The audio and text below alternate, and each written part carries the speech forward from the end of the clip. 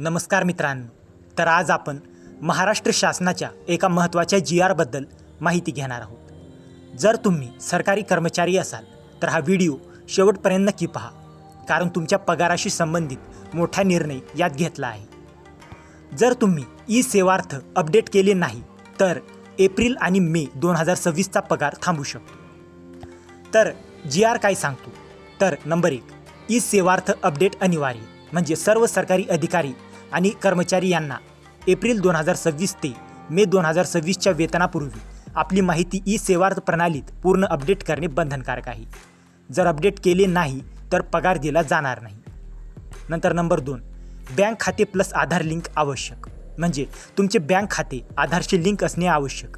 जर लिंक नसेल त्वरित नवीन किंवा योग्य खाते अपडेट करा। नंबर 3, पॅन नंबर तपासणी, तर सेवार्थमध्ये नोंदवलेला पॅन नंबर चुकीचा असल्यास तो दुरुस्त करून अपडेट करणे आवश्यक।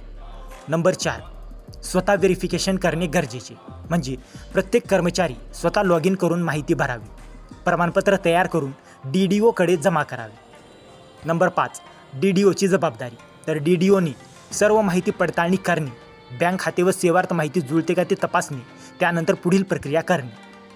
तर हा GR कुठे लागू आहे, तर हा निर्णय जिल्हा परिषद, अनुदानित शाळा किंवा महाविद्यालय, विद्यापीठे, आश्रमशाळा, इतर शासकीय व अनुदानित संस्था या सर्वांसाठी लागू आहे।